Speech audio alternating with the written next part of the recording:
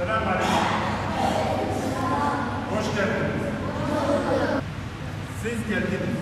Mahallenizde, komşularımız, arkadaşlarımız sizinle beraber aynı okulda okuyan öğrenciler varsa onlara değil mi? Sizinle beraber Kur'an-ı Kerim okumaya gidelim.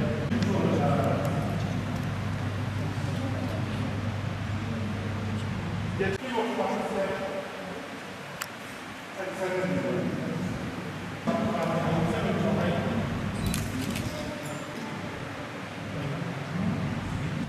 Peki. Selamünaleyküm. Aleykümselam. Nasılsınız? İyiyiz. Nasılsınız? Biz de iyiyiz. Teşekkür ediyoruz. Sabahleyin bulunduğunuz apartmanda komşularınız var. Sokakta oynadığınız arkadaşlarınız var. Onlara diyeceksiniz ki yaz kursları başladı. Biz camiye gidiyoruz. Grup halinde sizlere ders verecek ve o dersleri beraber okuyacağız.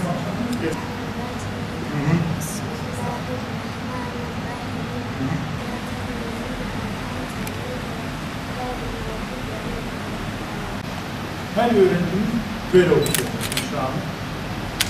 Tabii 2019 yılı yaz Kur'an kurslarımız bugün başladı. Tüm camilerimizde, Kur'an kurslarımızda ve müftülüğün uygun gördüğü yerlerde hocalarımız, Kur'an kursu öğreticilerimiz ve geçici fahri görevlilerimiz saat 9'da derslere başlamış oldular. Biraz önce Ulu Cami'ye vardık. Şimdi de Merkez Yeni Cami'deyiz. Öğrenciler peyderpey geliyor. Şu anda hocalarımız kayıtlarını alıyorlar. Biz bu yılki öğrenci sayımızın geçen seneye göre biraz daha artmasını bekliyoruz. Özellikle anne babalarından şunu bekliyoruz. Çünkü sabahleyin anne babalar çocukların ellerinden tutarak onları buraya getirdiler. Hocalarımıza teslim ettiler. Çok sevindirici bir durum.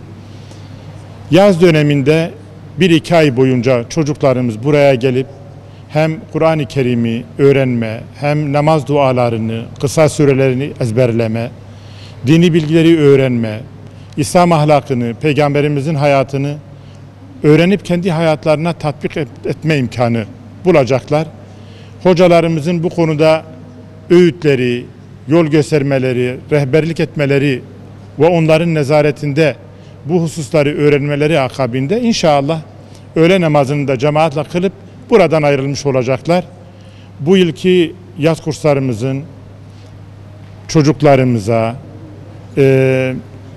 ilçemize, milletimize, ülkemize hayırlı olmasını diliyoruz. Her gelecek dönem bir önceki dönemden daha yoğunluklu, daha kalabalık, öğrencilerin daha coşkulu bir şekilde katıldığı bir dönemi niyaz ediyoruz.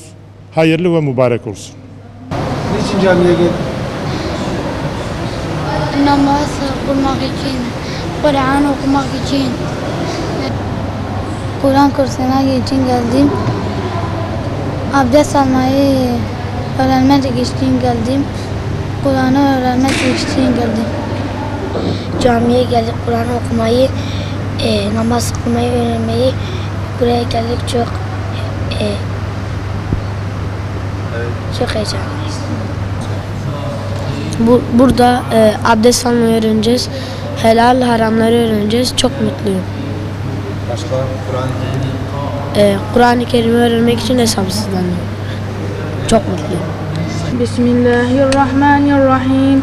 İnnellezîne keferû sevâun aleyhim e'enzertehum em lem tunzirhum la yu'minûn. Abdest almayı öğreniyoruz. Kur'an Kerim'i okuyoruz. Kur'an kursuna ilk defa geliyorum. Abdest öğrenmeyi, namaz kılmayı, Kur'an okumayı öğreneceğiz. İnşallah. Sen ne söylemek istersin? Ben bu sene başladım. Namaz kılmayı, Kur'an okumayı, abdest almayı öğreneceğim inşallah.